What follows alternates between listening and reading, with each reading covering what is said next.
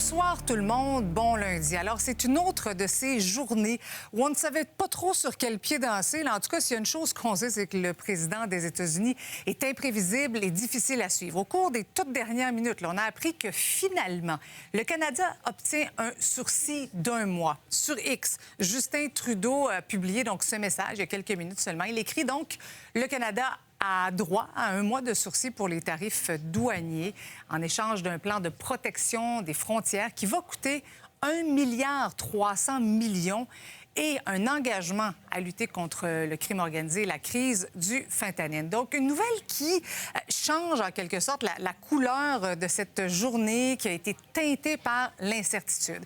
En ce moment même, François Legault est à Montréal. Il a passé la journée en mode solution auprès d'une partie du Québec Inc. C'est ce qu'on va voir avec Étienne dans quelques minutes parce que donc Jean-François Legault doit prendre la parole. Il est présentement donc à la caisse de dépôt et placement. Mais d'abord, je vais me tourner vers toi, Jean-François, parce que Jean-François, on peut parler d'un soupir de soulagement là, pour le Canada. Soupir de soulagement pour l'instant, hein, parce qu'on parle de 30 jours en ce moment là, où on va pouvoir négocier encore entre le Canada et les États-Unis. Ça nous amène au 5 ou 6 mars prochain.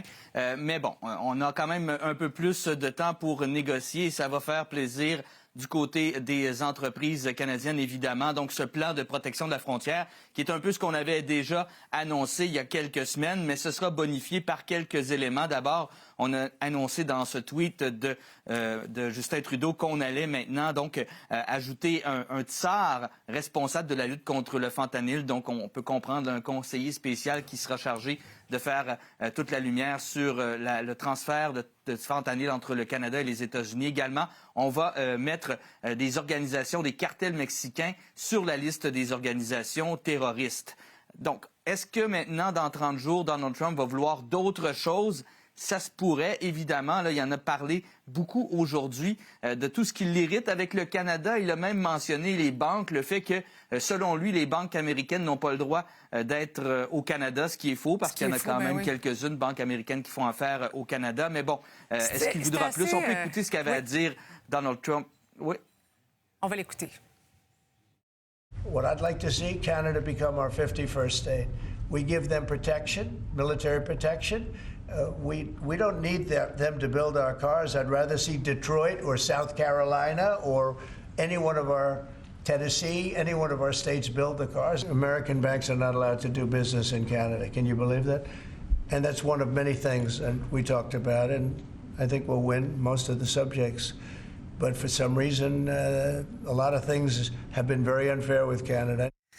On s'entend pour dire, Jean-François, que c'était une journée assez particulière. Merci. On s'est parlé sur l'heure du dîner parce que ce matin, il y a eu un appel entre M. Trudeau et Trump. Cet après-midi, à 15 h, un nouvel appel. Même M. Trump qui a dit que c'était difficile de faire affaire avec le Canada carrément. Puis parallèlement à tout ça, on a aussi le chef conservateur qui en profite, lui, pour demander encore plus de protection à la frontière.